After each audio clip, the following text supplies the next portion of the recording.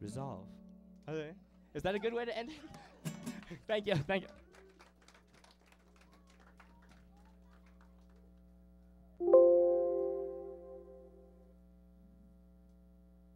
So as Brian mentioned, I do some poetry, and I brought a little chapbook here tonight, and I'm just gonna read a little bit of it in between songs. Is that cool with y'all? Is that cool with y'all? How are you feeling? Don't do it. Don't do it. I don't have to. Oh, jeez. Oh, what? Oh, you're sending me mixed messages. It's okay. This is all a bunch of well, it's interesting. The point is, this is some points. The Breaking of Clay, excerpts, part 1. Once upon a time, there was a story. It started over. The story started over.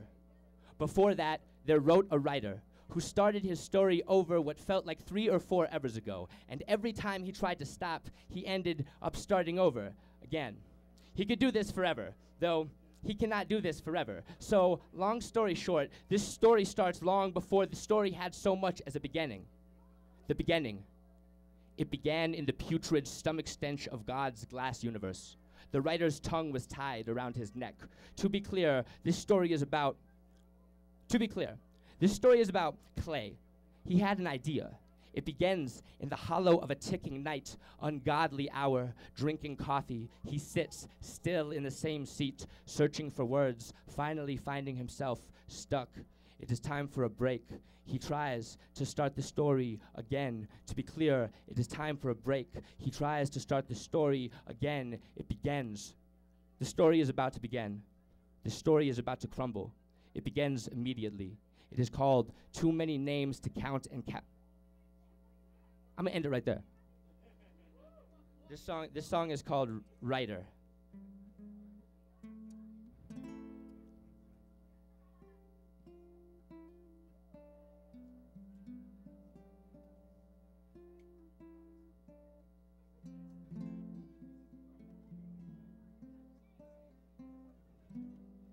Start again and again, so go ahead and go on, go ahead and go home. Well, I need you, but I don't want to need you anymore. And I love you, but I can't love you like before we went to war with each other underneath the covers. Wonder what had become of us. We went to war with each other underneath the covers. What the fuck has become of us? Break my body, break my body, oh break my body, break my body, break me, oh break my body, break my body, break my body, break my body, break me, oh break my body, break my body, break my body, break my body, break me. I don't love you anymore. I don't need you anymore. I can't see you anymore. This is war. I don't love you anymore. I don't need you anymore. I don't want to need you anymore. I'm a writer. Oh, and you know I taste like cigarettes. Are you addicted yet? Don't act so innocent, you're too close. You kiss like Icarus, with lips like licorice. Oh, baby, don't get burned. Well, I know it's a vicious cycle. It ain't surprising, I'm kinda trifling, but please just leave judging to Jesus. It's so much harder arguing with karma. Oh! Really clearing out. Oh! How y'all doing? Oh! I'm trying to keep all my composure, but I just want you to come closer. And how many times did you come over? And how many times did you come over and over and over? And how many times did you come over. And how many times did you come over and over and over and over? Icarus says she misses Sisyphus, and Sisyphus is still a stupid fucking idiot, saying, baby girl, you got this way about you. You know I'm on a roll. The world is gonna fall. Well, I know it's a vicious cycle. It ain't surprising, I'm kinda trifling, but gravity really ain't worth fighting. One of us is gonna call, you'll come around, and we'll come like Poseidon.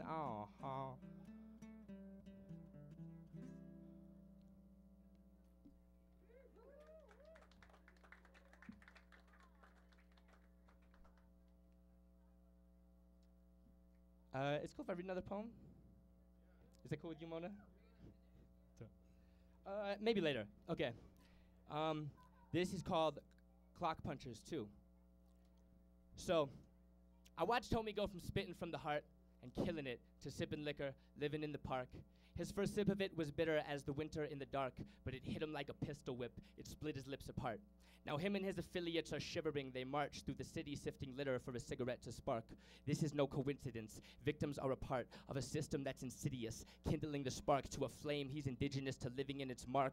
Now ordinary citizens who witness this embark on a minute's quick decision, while the chivalrous will start throwing nickels. The pitiless toss hideous remarks, but with cognitive dissonance the difference isn't stark, saying, what is this America if it isn't ours? The other day I saw his bars whittled in the bark of a tree, feeling reminiscent, stricken with a sharp sense of missing being kids again. But it's been a minute since we were little in innocence. Innocence was ours. See, the nature of the threat ain't as blatant as a razor to your neck, but dots are major in the ways that they connect. Like, there really isn't much limit in us, except for living to the rhythm of a limited bus, and the filterless fluoridic liquids filling the cup, and the empty half when if it isn't enough, and the penny stacked diligently buildings encrusted with gold domes and glass ceilings, and the lingering touch of the fingertips that keep the disc spinning as such, picking what the stylus skips and what isn't discussed, who sleeps with the fishes, who sits with the ducks, and for whom specifically the liberty was. But if you're lucky and willing, you'll make a killing with us, and learn that when you get it all, it still isn't enough.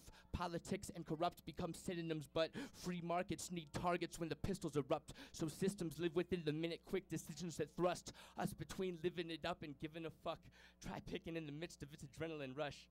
See, it's never been as simple as just them against us, because clock punchers got time, got numbers, got grind. Not gonna not shine, not gonna not shine, not gonna not rise to the top, not gonna not clock in, not gonna get got guns, I got mine, got nines, I got Glocks, not gonna not cock it, I got it on lock, not gonna admit I'm honestly stuck, got fucked up, gonna need lottery luck.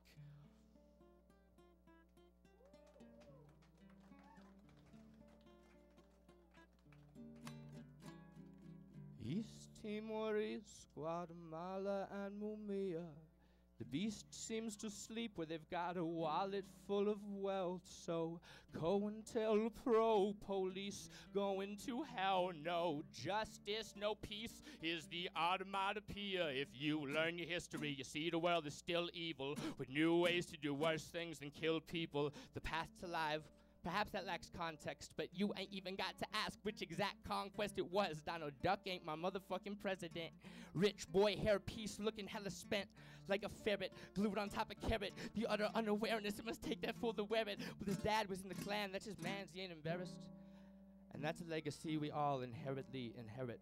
A burden, we must bear it. Put work in, we must share it. Because when we pay our taxes, we fund bombs and toxic gases. And the fact is, we were born into a twisted predicament. But if you are complicit, don't mistake yourself for innocent. Now fuck the prosecutor, the public defender, and anyone supporting the Republic's agenda. The only thing I ever wanted to be was... Look, my whole life I've been kinda trifling. I felt this riot trying to rise inside my skin in the lion's den. I'd been blind, my alliance bent to the tides of the timeless I was dying to fight against. But I found the force of the friction. It was the source, but I found the source of the friction. It was the force of a system. I am in a war of position. I'm in a war of position.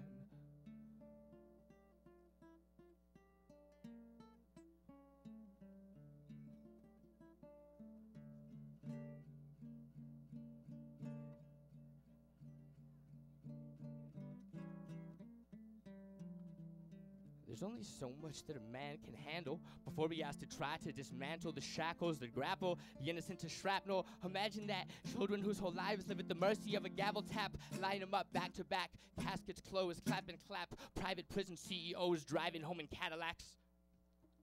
I'd rather scrap, but to be fair, I'm prepared to bury the hatchet in his back than come back for whoever dares to carry his casket. I mean, where is a mattress prepared so carefully that it allows him to sleep there carelessly, nightmarelessly, as if there's no blood on his hands, and who